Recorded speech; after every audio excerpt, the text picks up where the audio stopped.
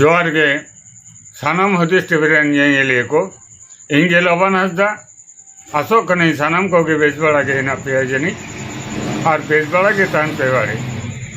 ᱱᱤᱛ ᱫᱚ ᱟᱸᱡᱚᱢ ᱛᱟᱵᱚᱱ ᱯᱮ ᱥᱟᱱᱛᱟᱲ ᱟᱹᱫᱤᱵᱟᱹᱥᱤ ᱠᱚ ᱥᱟᱞᱟᱜ ᱡᱚᱯᱲᱟᱣ আকান খবর। সভ্য জগতেও যদি এখনো পর্যন্ত আদিবাসী মহিলাদের উপর এই নৃশংস যদি খুন হতে হয়, এটা আমরা চরমভাবে আমরা ব্যবস্থা করতে হবে। এই দাবিতে ভারত জাগাত মন্ত্রী পারগানা মহল অবিলম্বে সুমি হাসদা এবং ছোট বাচ্চাদের হত্যাকারীদের অবিলম্বে গ্রেপ্তারের ব্যবস্থা করতে হবে। এই দাবিতে ভারত জাগাত মন্ত্রী পারগানা মহল অবিলম্বে সুমি হাসদা ছোট বাচ্চাদের হত্যাকারীদের অবিলম্বে গ্রেপ্তার করতে হবে। আজকে থানাটিতে আজকে কানাচি গ্রামের পাটারের হ্যাঁ, আপনারা ঠিকই শুনছেন।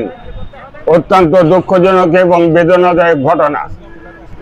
এই ঘটনাটি ঘটেছে 28/3/2024 তারিখের রাত্রিবেলা বীরভূম জেলার কানাচি গ্রামে নিজ বাসগৃহে সুমি হাসদা নামক এক মহিলা, তাকে বাঁশ দিয়ে পিটিয়ে মারা হয়েছে, নৃশংসভাবে খুন করা হয়েছে। আর এই প্রমাণকে লোপাট করার জন্য তার 8-10 বছরের পুত্র, তাকেও ছাড় দেওয়া হয়নি, দীপু হাসদাকেও পিটিয়ে খুন করা হয়েছে। আপনারা দেখতে পাচ্ছেন এই ঘটনার প্রতিবাদে ভারত জাকাত মাঝি পারগানা মহল বীরভূম জেলা কমিটির পক্ষ থেকে রাস্তা অবরোধ করে প্রতিবাদ জানানো হচ্ছে। দোষী ব্যক্তিদের চিহ্নিতকরণ এবং কঠোর শাস্তি দানের দাবিতে ভারত জাকাত মাঝি পারগানা মহল বীরভূম জেলা কমিটির পক্ষ থেকে রাস্তা অবরোধ করা হয়েছে। আপনারা সেই চিত্র আপনারা দেখতে পাচ্ছেন। এই আন্দোলনের গতি ভারত জাকাত মাঝি পারগানা মহল কোন দিকে নিয়ে যাচ্ছেন সেদিকে আপনারা লক্ষ্য রাখুন, এবং ভারত জাকাত মাঝি পারগানা মহলের নেতৃত্বরা এই আন্দোলনের শেষ কোন দিকে মোড় নিয়ে যাবেন, তারা কি বললেন, আপনারা এই প্রতিবেদন শেষ পর্যন্ত দেখুন।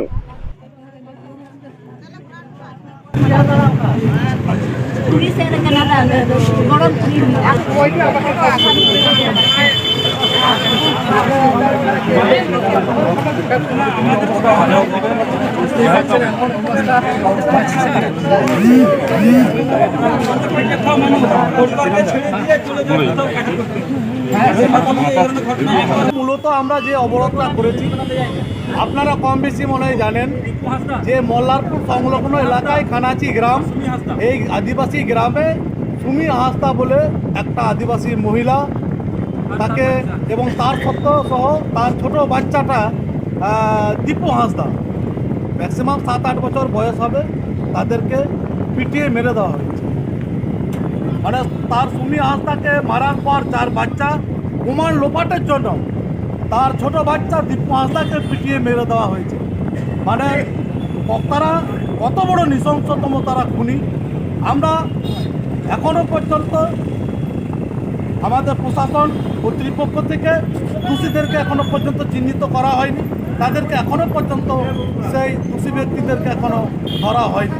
আমরা এর বিরুদ্ধেই আমরা প্রতিবাদ করছি যে এইভাবে আদিবাসী মহিলার উপর, এই সভ্য জগতেও যদি এখনো পর্যন্ত আদিবাসী মহিলাদের উপর এই নৃশংস যদি খুন হতে হয়, এটা আমরা চরমভাবে আমরা এটা ঘৃণা করছি।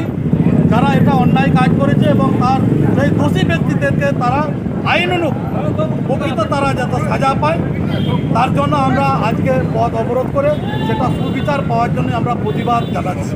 কতক্ষণ চলবে এই অবরোধ এখন জানি না, এখন কতক্ষণ চলবে, অনির্দিষ্টকালের জন্য চলবে।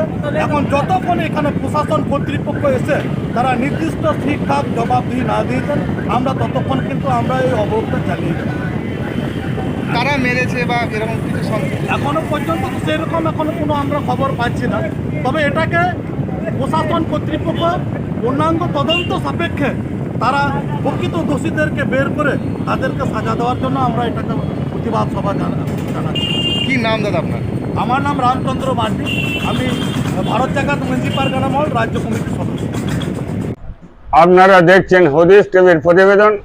হদিস টিভির কমেন্ট বক্সে আপনাদের মতামত জানাতে ভুলবেন না। সমস্ত হদিস টিভির দর্শকদের নমস্কার, প্রণাম, জোহার জানিয়ে আজকের প্রতিবেদন এখানেই সমাপ্তি করছি।